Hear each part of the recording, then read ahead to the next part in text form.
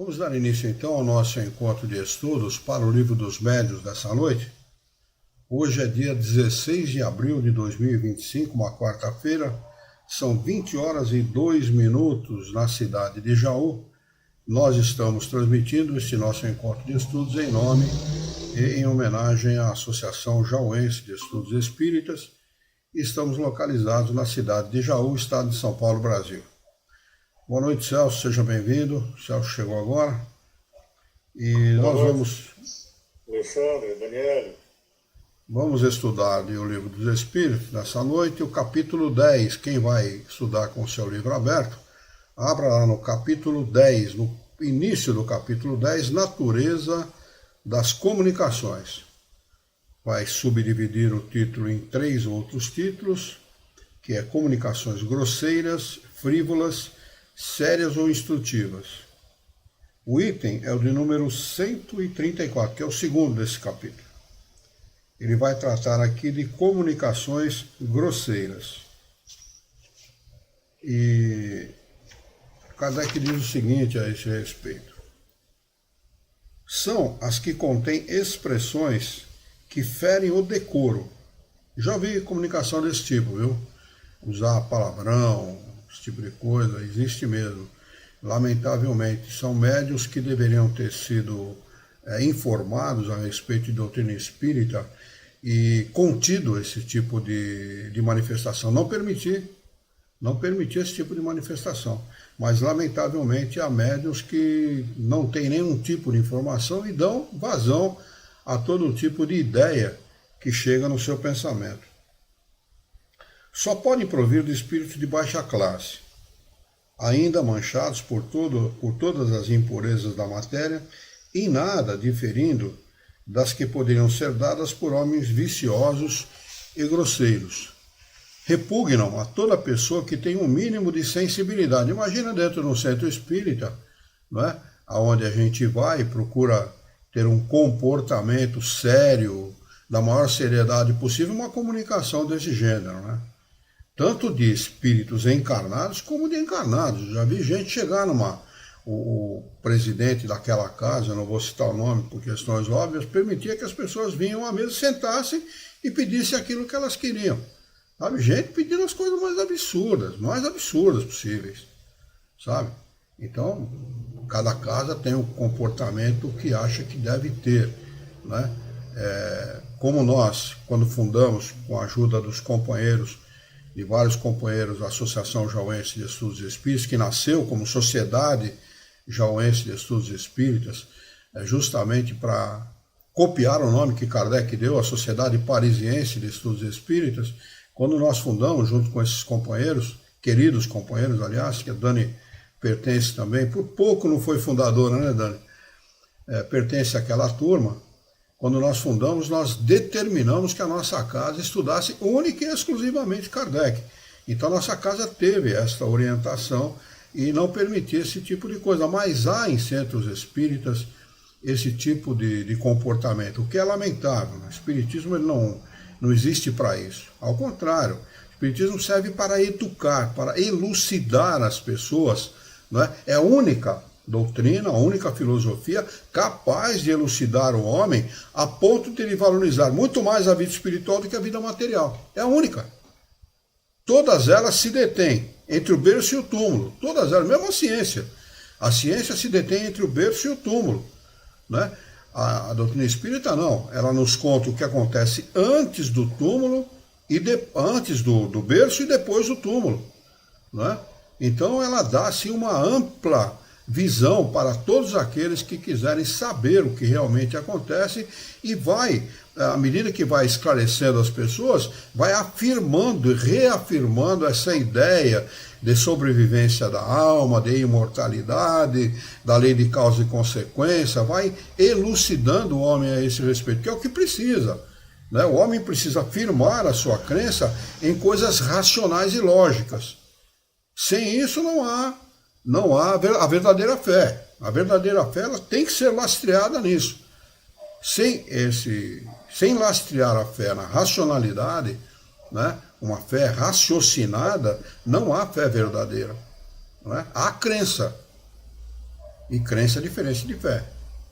Crença é diferente de confiança. Aquele que realmente tem fé, aquele que lastreia a fé, cuja fé está lastreada na racionalidade, no raciocínio, aconteça o que acontecer na vida dele, ele não vai perder a sua confiança em Deus. Né? Porque ele vai depositar em Deus uma confiança irrestrita, que é o que tem que acontecer realmente com todos nós. Né? Uma fé irrestrita no Criador. E que decisão sábia e lúcida essa de vocês, né? De decidirem somente estudar Kardec, né? Se não fosse isso, não teria o legado que vocês tiveram, que vocês têm, e enfim, toda essa trajetória da associação, né, Luiz? Isso nasceu de um contato que eu tive, eu e o Jair Ruiz Martinez tivemos com o José Keide, lá de São José do Rio Preto. Eles começaram um movimento no mesmo sentido, exclusivamente Kardec. Mas como eles viram que eles não tinham penetração nas casas espíritas, que eles procuraram divulgar isso nas casas espíritas, observar os erros que aconteceram ao longo de todos esses anos no movimento espírita aqui no Brasil, eles resolveram mudar o nome de espiritismo para um outro nome que eles deram. Foi um grande erro que eles cometeram. Mas baseado nesse contato com José Keide, eu retornei para Jaú, e ele falou para mim assim: você quer um conselho de amigo? Não tente mudar a casa espírita onde você está. Eu era presidente de uma casa na época, eu tive esse contato com ele em função dessa presidência, desse cargo na presidência desta casa aqui de Jaú. Você quer um conselho? Funde uma casa nova, porque você não vai conseguir nada. Né? E isso é tão verdadeiro, mas tão verdadeiro. Imaginem vocês, o senhor Milton Felipelli, a primeira vez que esteve em Jaú, ele visitou cerca, já contei essa história aqui algumas vezes, mas vale a pena contar. Só para se ter uma noção da influência da Igreja Católica nos centros espíritas. Ele fez palestra em umas 7 ou 8 casas diferentes aqui da região.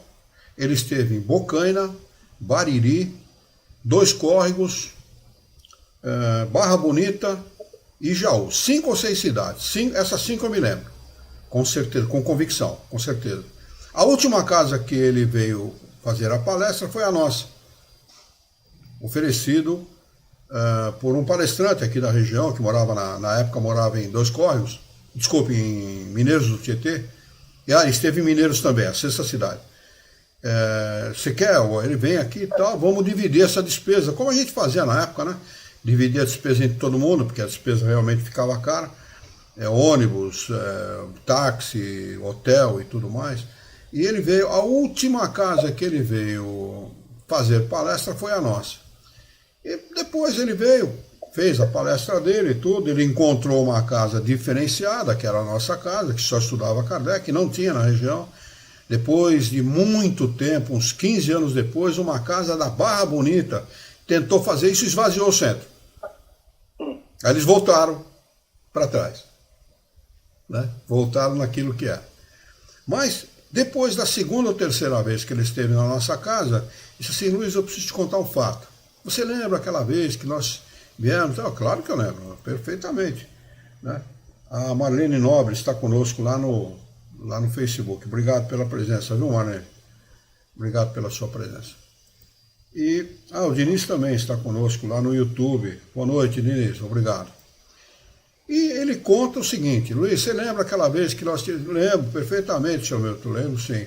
Ele falou: todas as casas que eu estive em Jaú e região, todas essas 6 cidades que eu citei, eu fui recebida por espíritos, por desencarnados, paramentados da Igreja Católica, frade, freira, padre, bispo, gente paramentada da Igreja Católica. Que loucura. A única casa que eu não encontrei isso foi na Sociedade Jauense de Estudos Espíritas. Fui recebido por alguém que se mostrou como um preto velho e tal, que realmente era o espírito que nos auxiliava lá nos estudos da casa. Né?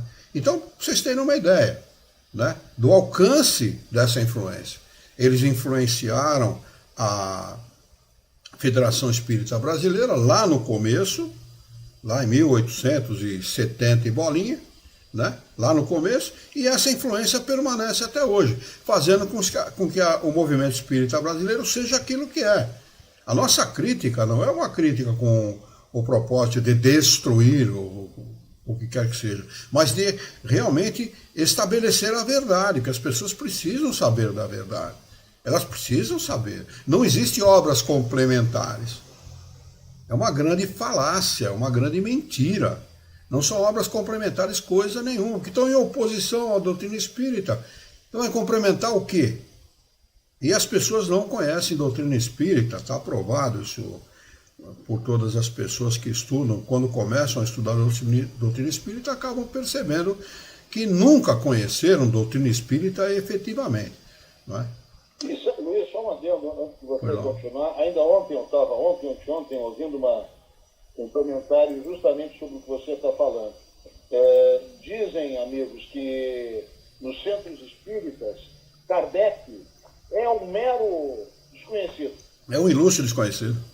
É um ilustre desconhecido. Quer dizer, falam de fulano, beltrano, porque o espírito tal, o médium tal, não sei o que mais, e também o tal de Kardec. Ou seja, olha o que é a visão desses centros, dessas casas espíritas capitaneadas pela FEB em relação à doutrina, né? Em relação a Kardec. Que absurdo isso. Então eu vou contar uma coisa para vocês também, que fica entre nós e a torcida do Corinthians. Né? O senhor Milton Ferripelli participava de 2 ou 3 programas na Rádio Boa Nova de Guarulhos. Entre eles, um programa que chamava-se, se eu não me engano, Esclarecimentos Espíritas, alguma coisa assim, alguma coisa nesse sentido. E ele disse para mim, ele contou para mim o seguinte: você sabe por que eu participo daquele programa? Sabe qual é o meu papel naquele programa? Quando Kardec precisa ser citado, ou alguma passagem da obra de Kardec, eles me chamam. Esse era o papel dele, ele não fazia mais nada, ele só fazia isso. Olha que absurdo. Um cara com conhecimento que ele tem, com conhecimento profundo da obra dos espíritos superiores que ele tem, ele era convocado ali para citar eventualmente alguma coisa a respeito de Kardec. Mas são coisas do homem, não é? Não é coisa dos espíritos. Coisa dos espíritos é a obra de Kardec, é a obra que Kardec ajudou a organizar, a orientar, codificou essa obra, né? Mas é a obra dos espíritos, é nela que nós devemos nos ater. Eu contei isso para ilustrar, porque vale a pena as pessoas saberem a verdade tem que ser estabelecida, para as pessoas que realmente buscam essa verdade, né? Vamos lá, ele segue. Porque são, segundo o caráter dos espíritos, triviais, ignóbeis, obscenas, insolentes, arrogantes, malévolas e até mesmo ímpias, né? Descrentes de Deus, efetivamente. 135. Comunicações frívolas são a dos espíritos levianos, zombeteiros ou maliciosos, antes astuciosos do que maus, que não dão nenhuma importância ao que dizem, como nada têm de malsãs, agradam a certas pessoas que se divertem com elas e encontram satisfação nas conversas fúteis, em que muito se fala e nada se diz. Lembra alguma coisa, não? É isso aí que acontece no movimento espírita. Muito se fala, se ouve um palavreado empolado, com palavras rebuscadas, mas efetivamente de conteúdo é zero. É zero o conteúdo. Então, nós temos aí, imiscuído nesse meio, os espíritos frívolos, que não estão nem aí, não são irresponsáveis. Eles falam por falar, quer ouvir, ouve. Né? Por que eles não se meteram no meio da obra de Kardec, da obra dos espíritos superiores? Porque ele não dava espaço para esses caras. Não é? E é isso que a gente tem que fazer, não pode dar espaço não. Eles se metem mesmo. Ele diz assim, olha, esses espíritos saem às vezes com tiradas espirituosas e mordazes, misturando muitas vezes brincadeiras banais com duras verdades, que ferem quase sempre com justeza. No tempo de Kardec, era nas reuniões de salão, não é? que nós já falamos aqui a respeito daquelas... as manifestações espíritas começaram nesses salões, né? Muita gente perguntava, e fulano que trai ciclana? Ciclana trai Beltrano? Sabe que os espíritos chegavam muitas vezes a falar? Você não fala muito não, que você também trai. Na frente de todo mundo. São esses espíritos aqui. Você não fala muito não, que você é traído. Era desse jeito, né? Eles não têm responsabilidade nenhuma, não levam nada em consideração, não. Luiz, e além dos frívolos, os piores é que são os pseudo ainda. Sim, né? ele vai dar uma palhinha a respeito disso.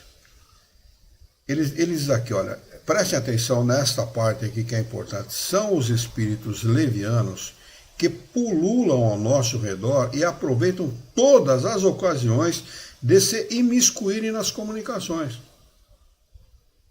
Eles se metem nas comunicações. Mas como é que eles fazem isso? O médium, ele titubeia, confia, não confia, confia no seu espírito guia, não confia, ele está dando uma mensagem do espírito guia, um cara desse se mete e fala o que ele quer.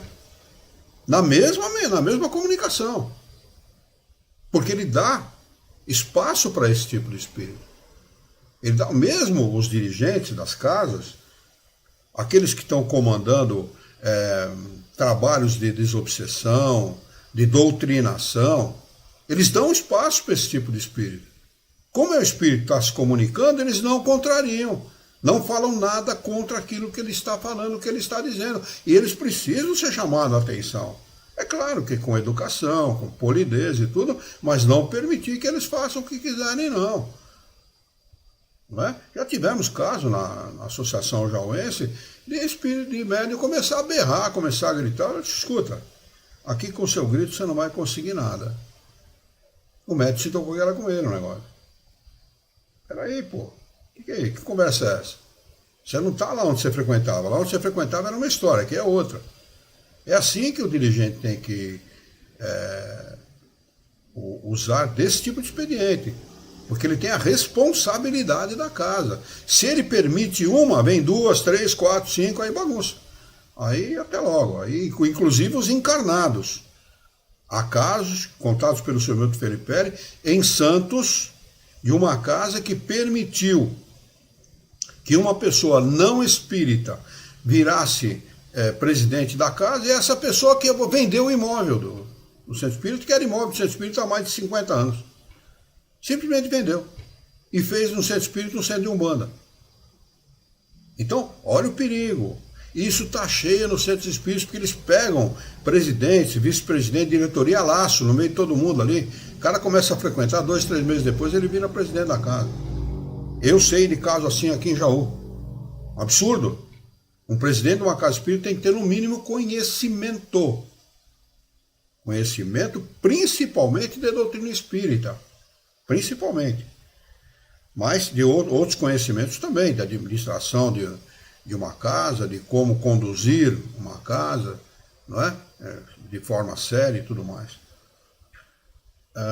A verdade é o que menos os preocupa, e por isso sentem um malicioso prazer em mistificar, em enganar os que têm a fraqueza e às vezes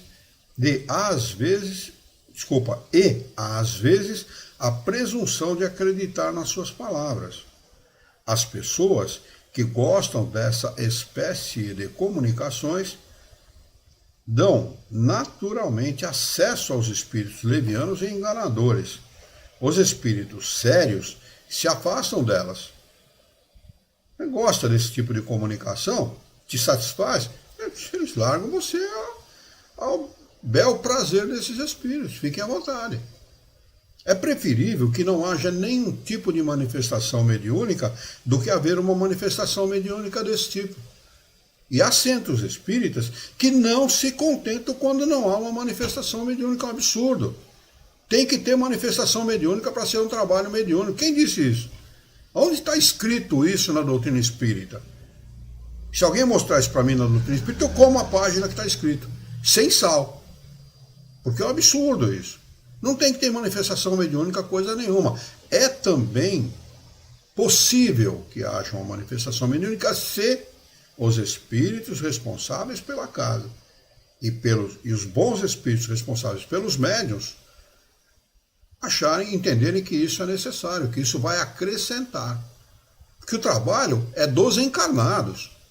Os desencarnados estão ali assessorando o trabalho. Assessorando. E não se miscuindo, interferindo, dando palpite, contradizendo. Não é assim que eles trabalham, não é assim que eles educam.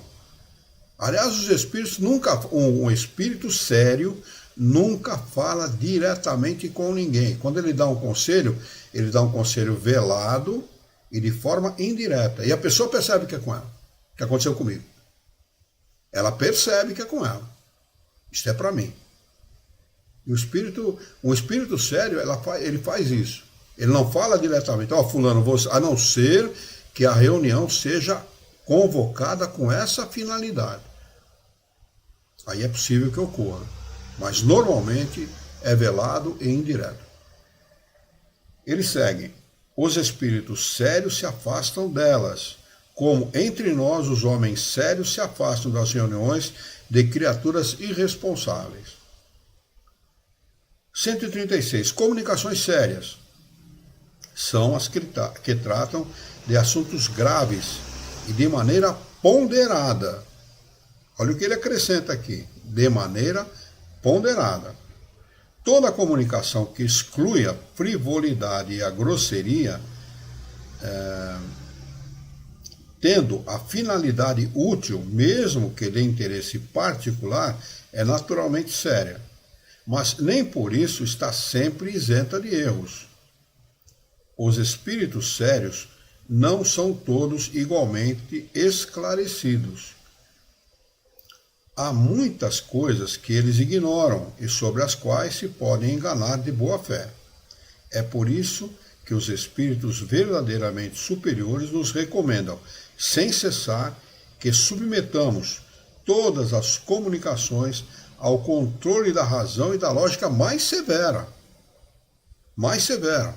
É melhor não aceitar uma mentira do que 100 verdades. Não aceita, acabou, fim de papo. Não deve aceitar mesmo. Tá certo? Por quê? Porque você pode cair na esparrela de aceitar a intrusão de um espírito como esse. Aí fica sujeito a esse tipo de espírito, ele viu que gosta, que pode, ele percebe que pode, que ele tem condição de enganar, de mistificar, ele segue ali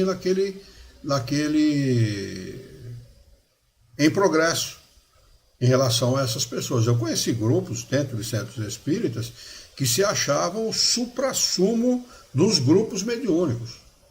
Eram 5 ou 6 pessoas que não permitiam que mais ninguém adentrasse ao grupo, porque eles recebiam mensagens de espíritos altamente superiores. São os que mais facilmente são enganados. Quando existe prepotência, orgulho e vaidade, são os que mais são enganados, facilmente enganados. Deixa eu ver aqui se tem alguma pergunta. Marlene escreveu aqui: a casa que eu frequento também tem poucos frequentadores, porque nosso objetivo é o estudo de Allan Kardec. Que legal. E as pessoas vão escolhendo outras coisas. As pessoas que chegam na casa, né, muitas vezes procuram outro. E na nossa casa acontecia isso também, viu, Marlene? Lá na Associação Jovem acontecia muito disso também. As pessoas vinham 1 ou 2 vezes, não vinham mais. Quem procura coisa frívola não gosta de coisa séria. Isso vale para a vida também, né? Vale para a nossa vida de encarnado também.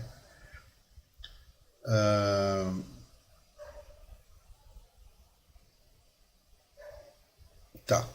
É, pois, necessário distinguir as comunicações verdadeiramente sérias das comunicações falsamente sérias. Ocorre também. É preciso fazer essa distinção. O que nem sempre é fácil, porque é graças à própria gravidade da linguagem que certos espíritos presunçosos e pseudo-sábios tentam impor as ideias mais falsas e os sistemas mais absurdos.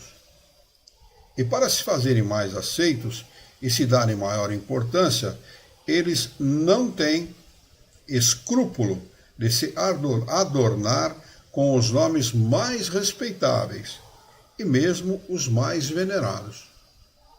A casa, eu conheci casa aqui em Jaú, que se comunicava ninguém menos, ninguém mais do que Jesus de Nazaré, Maria de Nazaré, José, toda a cúpula, só se comunicava a cúpula. Esse tem cabimento. E o pessoal achava que estava certo, era isso aí mesmo. Né? O que você vai fazer? Vai falar o quê para as pessoas? Eu fui lá, observei, como diz, olhei com os olhos, lambi com a testa e fui embora. Não dá para fazer nada, não tem o que fazer. Este é um dos maiores escolhos da ciência prática. Por isso que é necessário o conhecimento. É perigoso, é muito perigoso. Perigoso no sentido de ser enganado. Né? Aqui não há como enganar-se. Na obra dos Espíritos Superiores não há como enganar-se. Mas é possível, em trabalhos práticos, ser enganado. E quando eles percebem que não podem enganar, eles vêm e falam diretamente, como falaram comigo: nós vamos destruir aquele trabalho de vocês lá.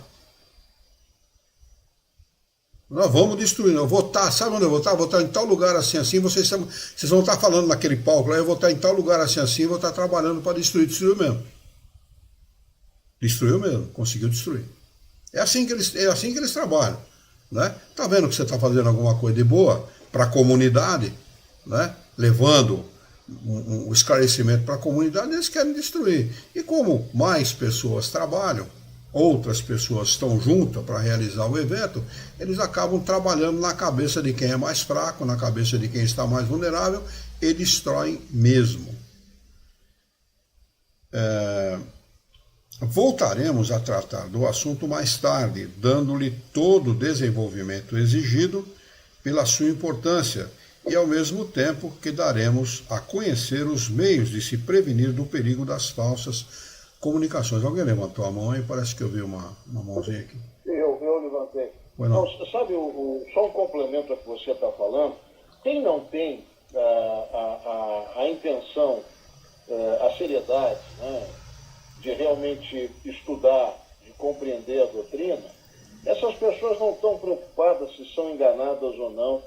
Infelizmente, na verdade, elas acabam, por tristeza, eu falo isso por tristeza, que elas acabam indo para os centros espíritas, me parece que elas vão com o único objetivo de tentarem resolver egoisticamente o seu problema, buscar a solução para o seu problema naquele momento.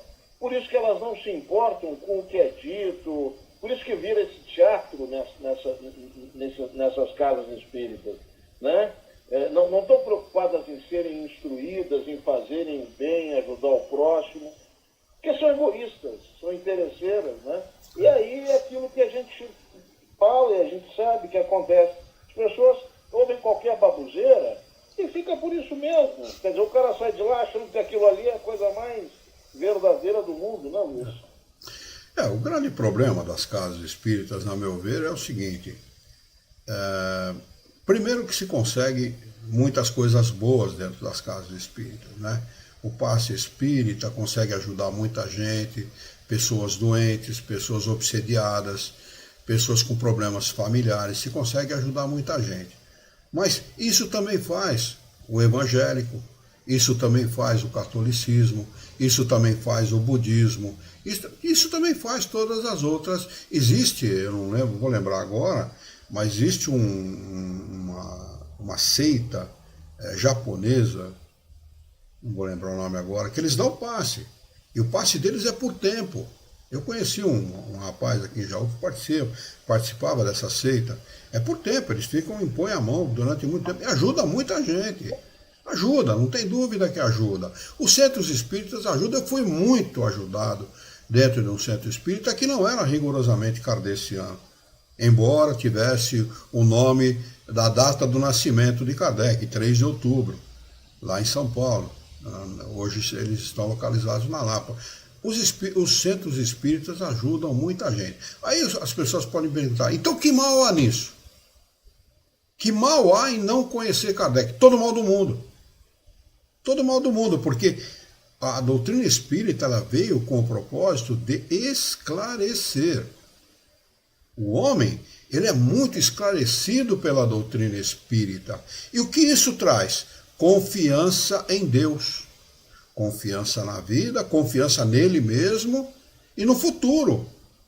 Quando Kardec pergunta quais eram as coisas necessárias para que o homem fosse feliz aqui na Terra, o que ele precisaria ter? Está lá no Livro dos Espíritos essa pergunta. Eles respondem: a posse do necessário, consciência tranquila e a fé no futuro. Não é? Então, quer dizer, o homem que tem essas três coisas, ele está perfeitamente equilibrado com a vida, com a sua consciência, com a sua relação com a vida e perfeitamente dirigido para o futuro, porque esse é o propósito da doutrina. Mostrar para o homem, olha, o propósito da vida não é a vida material. A importância da vida material é relativa. O objetivo fundamental do homem tem que ser a vida espiritual. Os bens espirituais, não os bens materiais. E é isso que a religião tira do homem. Que a religião, ela condiciona o homem a crer e não a saber. E todo homem que crê, ele acaba num certo momento, em função dos acontecimentos da vida, descrendo. Ele pode descrer de um momento para o outro. Ele perde uma esposa, ele perde um filho, ele perde a mãe, ele perde o pai, ele fica sem dinheiro, ele perde os bens materiais. Ele sabe, Deus não existe. Muita gente no mundo faz isso. Nós temos aí quantos ateus no continente europeu, no continente asiático, na Oceania, aqui na própria América, quantas pessoas nós temos que são ateias por conta disso, porque recebem informação errada, recebem informação equivocada. Esse é o propósito da doutrina. A doutrina é a única capaz de conduzir o homem para a sua reabilitação, para levar o homem para o terceiro momento do nosso planeta, que é o planeta de regeneração. É a única capaz disso, porque esclarece o homem a respeito das suas necessidades, esclarece o homem a respeito do propósito da vida. Se nós pegarmos uma turma de 100 pessoas e perguntarmos a cada uma qual é o propósito da vida, escrevam aí no papel o que você pensa, nós vamos ter no mínimo 100 respostas diferentes. Eu estou falando de pessoas que não conhecem a doutrina espírita. Mas se você perguntar para um espírito estudioso da matéria, a resposta vai ser perfeita. Vai ser dentro daquilo que os espíritos têm que pensar para conviver, para poder conviver harmoniosamente com a vida material. Porque a maioria pensa o quê? Eu estou sendo castigado. Deus me colocou no mundo para me castigar. Quando o castigo não existe. Nós estamos aqui por cobra dos nossos próprios desejos, nosso próprio pedido. Eu quero em tal momento da minha vida perder meus bens materiais, eu quero em tal momento da minha vida perder a minha esposa, o meu filho, porque eu preciso passar por essa experiência para me reaver com a lei de Deus, para quitar, para expiar as faltas do passado. É assim que a coisa funciona, nós pedimos. Agora, por falta de informação, o homem acusa a Deus. Deus é impiedoso, Deus é mau, Deus é sádico. Deus não existe. E esse Deus realmente não existe. O Deus antropomórfico das religiões, Deus das guerras, este não existe. Existe um Deus sábio, muito misericordioso, porém não cego.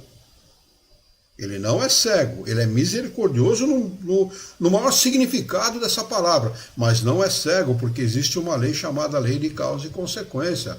Nós demos causa, ou no passado ou nesta encarnação, e temos que responder pelas consequências daquilo que demos causa.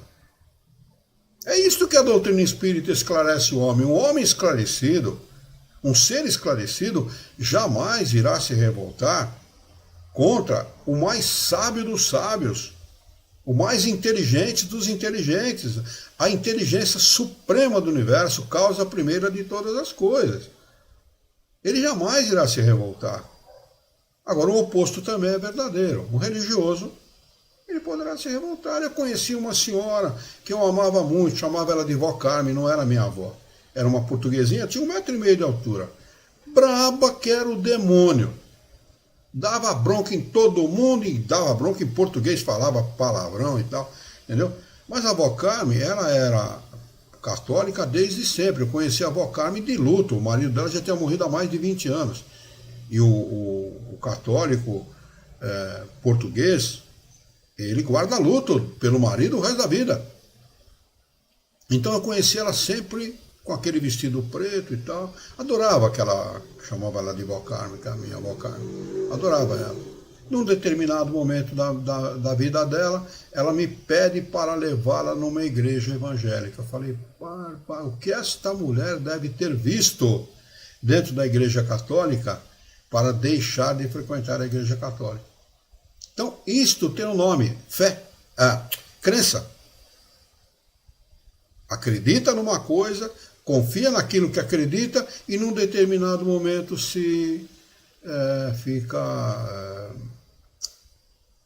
perde aquela confiança porque é traída na sua confiança. Isso é a crença. Agora, a fé não. A fé raciocinada, a fé verdadeira, jamais se engana. Porque ela não depende de 4 paredes, ela não depende de hierarquia sacerdotal, não depende de cerimônia, não depende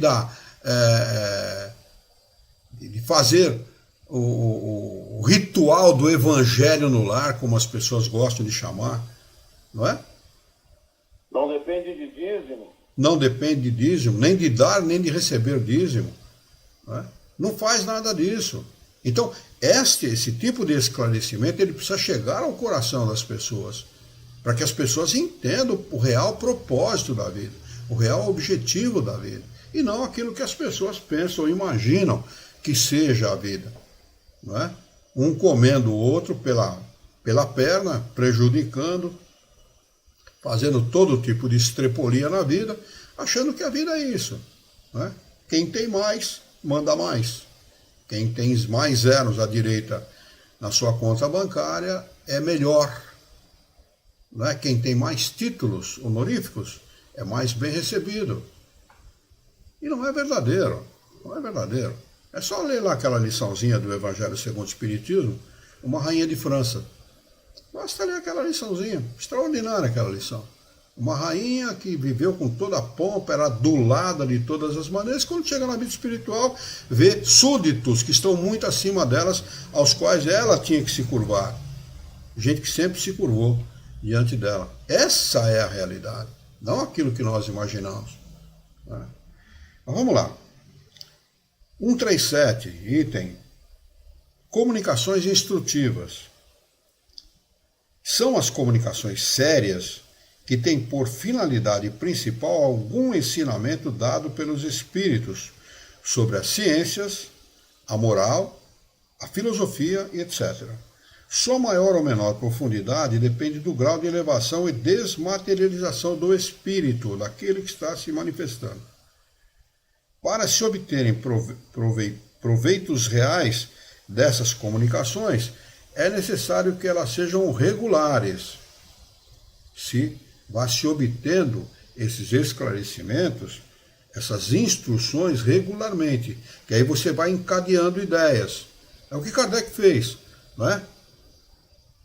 Dialeticamente, perguntas e respostas, encadeando raciocínios para se extrair o máximo de conhecimento possível destas instruções. Foi isso que Kardec fez. Por isso que ele diz aqui, elas têm que ser regulares e que sejam seguidas com perseverança. Os espíritos sérios se ligam aos que desejam instruir-se e perseveram, deixando aos espíritos levianos o cuidado de divertir os que só veem nas comunicações uma forma de distração passageira. É somente pela regularidade e a frequência dessas comunicações que podemos apreciar o valor real e intelectual dos espíritos, com os quais nos comunicamos, bem como o grau de confiança que eles merecem. Se necessitamos de experiência para julgar os homens, demais ainda talvez necessitemos para julgar os espíritos. Dando a essas comunicações a qualificação de instrutivas, nós as supomos verdadeiras, porque só uma coisa que não fosse verdadeira não poderia ser instrutiva, mesmo que transmitida na mais empolgante linguagem. Não poderíamos, pois, incluir nessa categoria certos ensinos que de sério só têm a forma, frequentemente empolada e enfática, através da qual espíritos mais presunçosos do que sábios procuram enganar. Esses espíritos, porém, não conseguindo suprir o próprio vazio, não poderiam sustentar o seu papel por muito tempo. Logo mostrariam o seu lado fraco, por pouco que as suas comunicações tenham continuidade ou que se saiba empurrá-los até os seus últimos redutos. Vai perguntando, encurrala o cara.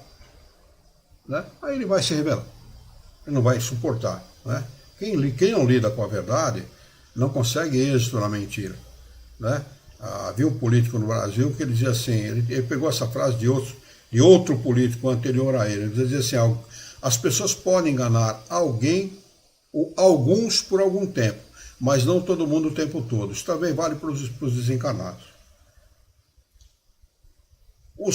138. Os meios de comunicação são muito variados. Agindo sobre os nossos órgãos e sobre todos os nossos sentidos, os espíritos podem manifestar-se através da visão, nas aparições, do tato pelas impressões tangíveis, ocultas ou visíveis, da audição pelos ruídos, do olfato pelos odores sem causa conhecida. Este último modo de manifestação, embora muito real, é indiscutivelmente o mais inseguro, em virtude das numerosas causas que podem induzir ao erro. Estou falando do olfato. Por isso, não nos demoremos nesse caso. O que devemos examinar com cuidado são os diversos meios de obter comunicações, o que vale dizer uma permuta de ideias regular e contínua. Esses meios são as pancadas, as palavras, a palavra e a escrita. Desenvolveremos o seu estudo nos capítulos especiais. Aqui tem um rodapé, nota do professor José Herculano Pires, que diz o seguinte: a realidade das comunicações pelo olfato confirmou-se plenamente nas experiências espíritas e através de casos espontâneos numerosos e bem constatados no correr dos anos e subsequente publicação desse livro. Mas é evidente que não se trata de um meio de comunicação para a troca de ideias. No tocante à linguagem dos espíritos, as observações de Kardec, no subitem de número 137, que é o penúltimo que nós estudamos, devem ser lidas e relidas, pois se aplicam precisamente a numerosos casos de mistificação verificados na atualidade. Importante notar o rigor e a precisão com que o codificador adverte os perigos que se expõem os que se deixam enganar pelos espíritos pseudo-sábios. São os piores, viu? São os piores. De todos os piores são os pseudo-sábios. Verifique-se no final, número 136, a distinção entre as comunicações verdadeiras, sérias ou falsamente sérias, e que é de grande interesse prático. Bom, se não houver nenhuma pergunta, ninguém quiser acrescentar nada, nós vamos passar para o próximo capítulo. A Alzeni Squalquete está conosco, Luciano e Eduardo Cida, tá legal. Grupo Neide, ela diz aqui, tá bom, bem-vinda, viu? Eulália, tá. Ela está colocando um monte de nome aqui que eu não sei a que se refere isso, viu, Zeni? Mas não adianta nada você me informar nome de pessoas e não me dar o endereço completo de cada uma delas. Se você tiver o nome completo de cada uma delas, nós podemos colocar no nosso grupo de preces e tentar ajudar. Se você passar só o nome, não adianta absolutamente nada. Os espíritos nada podem fazer dessa forma, tá bem? Oi, pois não. Então, antes de encerrarmos o capítulo, Pois não. vou trazer um assunto já velho e já debatido mais de uma ocasião aqui nos nossos encontros, mas que sempre me causa, digamos assim, uma certa atenção, né? Que é justamente sobre as comunicações. E eu tenho percebido que nos centros espíritas, de maneira geral, né, pelo menos em alguns deles, há uma fortíssima resistência para os estudos puros de Kardec, né? Eles sempre trazem as obras mediúnicas, né? E se calçam nas obras mediúnicas. Em Kardec também, mas também nas obras mediúnicas. E isso é uma polêmica, né? Dessas obras mediúnicas que não foram submetidas ao princípio da universalidade, né? E quando levantado esse aspecto, justamente de essas obras não se enquadrarem na universalidade, há algumas reações bastante fortes, né?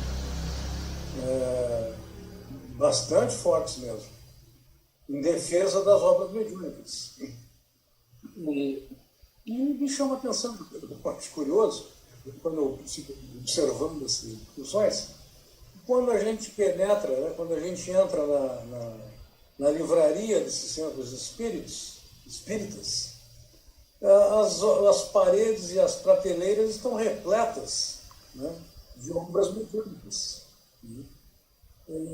Interessante isso, né? Ali tem uma meia dúzia de obras de Kardec e centenas, né, de obras mediúnicas. Isso aí é um produto interessante para venda, né? É um produto que tem bastante saída, as obras mediúnicas, né? Sim. Isso é em geral, né? Isso é geral. Sim. Porque as obras de Kardec são conhecidas, né? Ali são basicamente o Pentateuco. Agora as obras mediúnicas não. Saem os magotes, né? Sempre tem novidades, né? Sempre tem novidades. Deixa eu só corroborar com o Celso. Isso aí tem alguma influência, pode ter alguma influência nessa defesa tão acirrada das obras mediúnicas. É isso? Sim. Deixa eu só fazer um comentário corroborando com o que o Celso disse. Sabe qual é o problema que eu vejo nisso, Celso? Eu acho que é a preguiça das pessoas em estudarem. E aí nós temos uma educadora aqui que sabe muito bem o que é estudar. O Luiz também sabe muito bem o que é estudar uma obra, né? A diferença entre a leitura e o estudo, né? E aí também a tua própria vontade de buscar o esclarecimento. Então, eu acho que o grande problema disso que o Celso acabou de falar, e ele tem absoluta razão, porque isso é absolutamente verdadeiro, é que as pessoas elas têm a preguiça de estudar. Então, é muito mais fácil ouvir qualquer ladainha de obra mediúnica, como Cidades Espirituais, e etc, etc, etc, e Emanuel, e não sei quem mais, e tal, e aquele outro André Luiz. Quer dizer, é muito mais fácil para as pessoas ouvirem isso e saírem contentes com isso e voltarem para a sua casa e dizer, cumpri a minha função hoje, do que realmente buscar o esclarecimento através do estudo. Por isso que é difícil, as pessoas não querem estudar, né? É difícil entenderem Kardec, porque Kardec e a doutrina, a codificação da doutrina, requer estudo. Elas não querem ouvir a verdade. Na realidade, elas querem um lugar que vai agradá-las, que vai falar o que elas querem ouvir, para eximir de responsabilidades, né, do dia a dia. A realidade é essa, né? Porque você estudando, você vai perceber que você não vai ouvir o que você quer, mas o que você precisa. Que aí você tem que ter atitudes, você tem que mudar pensamento, né? Então, isso dá trabalho. Eu quero lá para ouvir uma coisa que me agrade. Não é isso. Se eles soubessem como é bom você ouvir realmente o que Kardec tem, né, para os espíritos, Kardec para nos falar, nos ensinar, isso sim é importante. Não ouvir o que eu quero, mas o que eu preciso para eu melhorar. Né? Quando eles entenderem que é isso, eu acho que, né, as pessoas vão realmente mudando, vão começar a estudar. O caminho da facilidade sempre será o mais buscado. Sem dúvida. Bom, o fato é o seguinte, gente. A religião ainda tem muito peso, muito domínio e muita importância do ponto de vista material no nosso mundo. Eles têm uma predominância muito grande. Por quê? Porque a doutrina, a religião, ela se miscui em todos os escaninhos da vida. Eles estão nos meios sociais, políticos, econômicos, enfim, todos os meios. Eles penetram todos esses meios. O que os espíritos ligados a essas religiões não desejam é que isso mude. Olha, tem espírito que nasce, cresce, vive e morre sendo subsidiado pela religião, bancado uma vida inteira pela religião. Eu nunca visitei, mas é muito fácil, hoje em dia é muito fácil, é só fazer uma pesquisa aí, entre lá na Santa Sé, na igreja principal de Roma, e veja a suntuosidade daquele local. Dizem, não sei se é verdade, que nos porões da igreja de Roma existem toneladas de ouro. Toneladas de ouro. Então, como é que você vai combater uma coisa como essa se a maioria das pessoas não estão interessadas na verdade? Não estão interessadas. Essa é a grande realidade. Os centros espíritas são agentes desse pessoal.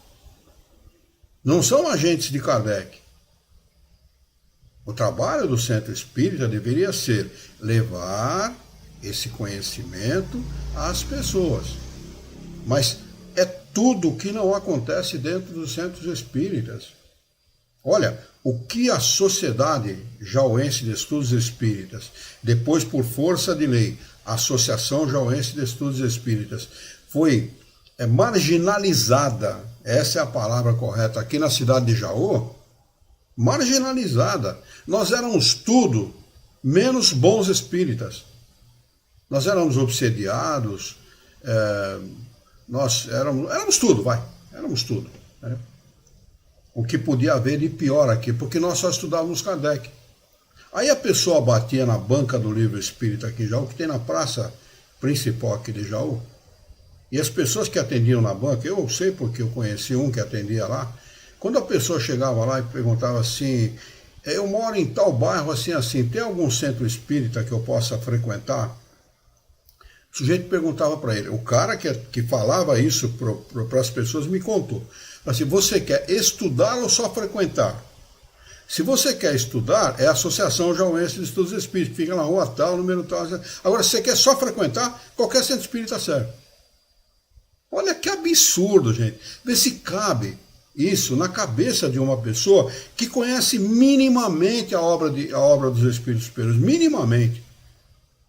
Então o fato é o seguinte, primeiro, foi divulgado há muito tempo atrás, isso não é atual, já faz provavelmente mais de 40, 50 anos atrás que foi divulgado que a obra de Kardec estava ultrapassada, que era uma obra muito difícil, de palavras muito rebuscadas e que já estava ultrapassada, que as obras ditadas pelos espíritos, nos romances e tal, eram obras complementares, estavam à frente de Kardec, à frente da obra dos espíritos.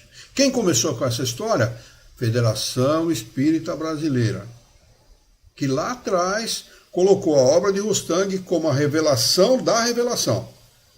Olha o nome, a revelação da revelação. O Espiritismo é uma revelação, capítulo 1 da Gênese. É o Espiritismo uma revelação? Está lá, estudem lá, capítulo 1 da Gênese. E ele, Kardec, faz um arrazoado, né, uma defesa disto, mostrando os parâmetros, os pontos, se é ou não uma revelação. E você chega à conclusão de que é sim uma nova revelação. Né? Aí eles colocam a obra de Rustang, que não tem nada de nada como a revelação da revelação. O que é isso, senão a influência de religiosos que têm interesse em desvirtuar os ensinamentos dados pelos espíritos superiores? Porque o dia que as pessoas entenderem o valor da doutrina espírita, não vai destruir a religião, mas a religião vai ter que mudar. Ela vai ter que começar a ensinar a verdade. E é tudo que eles não querem.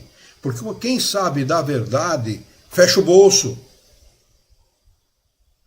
Vai acabar dízimo, vai acabar o dízimo, vai acabar as doações para as igrejas, vai acabar tudo isso. Então, o pastor, que é um bonavida, um dolce vita, como fala o italiano, ele vai ter que trabalhar. O padre vai ter que trabalhar, o papa vai ter que trabalhar, vai ter que todo mundo trabalhar, porque esses caras não querem, é trabalhar.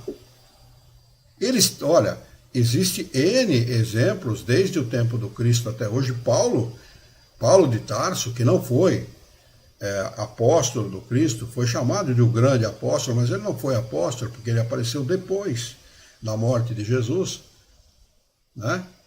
Ele chamava-se Saulo, e a caminho de Damasco, indo combater os cristãos, depois que ele mesmo deu o nome de cristão, não existia essa palavra, os homens do caminho, o nome daquela época, né? Indo a Damasco combater os homens do caminho, ele tem uma visão de Jesus. Jesus pergunta para ele, porque ele estava perseguindo.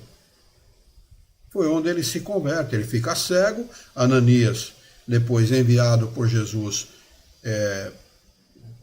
coloca novamente a visão para ele, né? Por um trabalho fluídico, retira o problema que ele teve temporário, claro que ele não estava cego, né?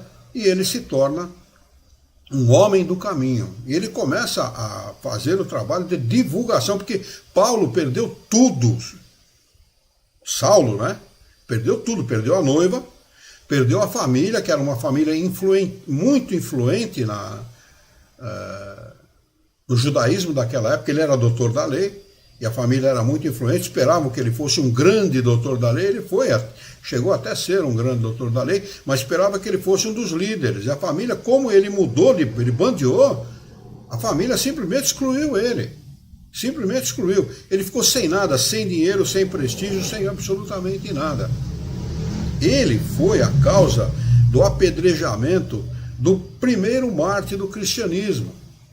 Ele mandou apedrejar o Estevão, que foi o primeiro mártir do cristianismo, né? Então, este homem, que foi o grande divulgador do Evangelho de Jesus, foi o fundador de várias igrejas, escreveu várias cópias do Evangelho de Jesus e tal, né? Foi o grande influenciador do Evangelho de Jesus. Ele trabalhava, ele ia de cidade em cidade, divulgando o Evangelho de Jesus, mas em cada cidade que ele chegava, ele trabalhava durante o dia e pregava o Evangelho à noite. Então nós temos N exemplos de que para pregar verdadeiramente o Evangelho de Jesus, que é a obra dos Espíritos Superiores, nada mais é do que isso, o Evangelho de Jesus ampliado de forma clara e objetiva, e ampliada, né? Nada mais é do que isso. O homem não precisa ser um religioso, e nem uma pessoa dependente de fiéis, recebendo dízimo de fiéis, absolutamente. Ele simplesmente pode trabalhar como qualquer homem normal e fazer a atividade dele, programar a atividade dele, como graças a Deus me deu esta oportunidade de me aposentar e poder, apesar que eu trabalho até hoje, né? mas poder trabalhar divulgando a doutrina espírita não é absolutamente necessário nós estarmos dentro de 4 paredes para divulgar a doutrina espírita, para divulgar a religião, para divulgar a moral, para divulgar a boa conduta das pessoas, para as pessoas. E é tudo que os religiosos não querem. Esse é o grande problema, viu, Celso? Você está coberto de razão. Lamentavelmente, os centros espíritas fazem isso. Mas fazem isso porque foram induzidos a isso. O grande erro está no dirigente das casas espíritas não se esclarecerem e não conduzirem as casas espíritas de maneira adequada. Se chega numa casa espírita, eu cheguei assim, dessa forma, como você deve ter chegado, o Alexandre deve ter visto, a Daniela deve ter visto também, não sei se a Daniela viu, mas talvez a maioria dos companheiros que estão aí pela internet viram isso. Você chega no centro espírita, você vê um homem de cabelo branco, de uma certa idade, já idoso, falando que o que eles acreditam está certo. Tem colônia espiritual, tem aerobus, tem lá sopinha revigorante, banho nas colônias espirituais. O sujeito que não conhece doutrina espírita, mas que é muito beneficiado por ela, através do passe, através do trabalho dos bons espíritos, porque não pensem vocês que os bons espíritos não estão lá, estão sim. Estão ajudando, estão colaborando, estão diminuindo a dor, aliviando o sofrimento das pessoas, como em todo lugar onde haja alguém que queira fazer o bem. Estão sim, né? Mas, embora eles estejam lá fazendo esse tipo de trabalho, a pessoa que chega pela primeira vez e que é beneficiada, em quem que ela vai acreditar? No Luiz Herrera, que fala pela internet para meia dúzia de pessoas, embora que não seja meia dúzia, tem muita gente que ouve, né? Agora, né, por causa da internet, mas que falava para meia dúzia de pessoas, ou um cara que ele viu pela primeira vez no centro espírita, que foi muito beneficiado, e diz que isso é verdadeiro. Ele acredita no cara. Ele acredita naquela pessoa. E nem aquela pessoa na qual ele acreditou é espírita. Ele não era espírita. Ele também não sabia se ele estava certo. Ele só repetia aquilo que ele aprendeu de outras pessoas. E quando você fala muito, você dá bom dia a cavalo. Quem fala demais dá bom dia a cavalo. Você tem que aprender para falar. Aprenda primeiro, tenha conhecimento. O conhecimento é fundamental. Não fale sem base no conhecimento. Porque quem fala sem base no conhecimento acaba falando o que não deve. Você viu o que Kardec falou? Você viu a orientação de Kardec aqui? Nem os espíritos que dão instrução muitas vezes estão rigorosamente certos, porque eles têm conhecimento limitado. Eles podem até se enganar em algumas coisas. Então precisamos ter muito cuidado nesse aspecto. Eu sempre revitalizo isso, né, e reafirmo isso exatamente para que as pessoas se despertem. Né? Sempre reafirmo uma coisa muito importante: nunca acredite naquilo que eu falo. Que o importante é estudar. Então, falou tal coisa, vai lá e faça lá a sua pesquisa na obra dos espíritos, se realmente está certo aquilo que foi falado. É sua obrigação constatar a verdade. É sua obrigação, seu dever. Obrigação. Como espírita sério, como trabalhador da doutrina espírita sério, que se você não é, vai ser um dia, com certeza. Porque nós somos instrumentos de Deus. Se nós não somos hoje divulgadores, atuantes da doutrina espírita, seremos um dia. Que Deus vai procurar, vai dar oportunidade para todos nós. Só não vamos fazer se nós não quisermos. Né? Mas a oportunidade certamente vai aparecer para o Alexandre, para a Dani, para o Celso, para o Diniz, que está lá no YouTube, lá para os nossos queridos amigos que estão aí pela internet, o Ribeiro, que acabou entrando agora, do Rio de Janeiro. Obrigado pela presença, viu, Ribeiro? A Alzeni, a nossa irmã Marlene Nobre e todos aqueles que interessam pela doutrina. É muito possível isso, é possível e é permitido aqueles que realmente queiram divulgar a verdade. Mas só espere uma coisa, desse trabalho espere apenas uma coisa: esclarecimento próprio e injustiça, ou não reconhecimento por parte da maioria das pessoas. Alguns vão reconhecer, a maioria não vai. Porque é tudo que os religiosos não querem. Como eles influenciam muito, eles acabam influenciando no sentido inverso, no sentido contrário. São 21 horas e 7 minutos. Alguém quer acrescentar alguma coisa? Nós já estouramos o tempo mesmo. Se quiserem acrescentar mais alguma coisa, fiquem à vontade. Tudo certo.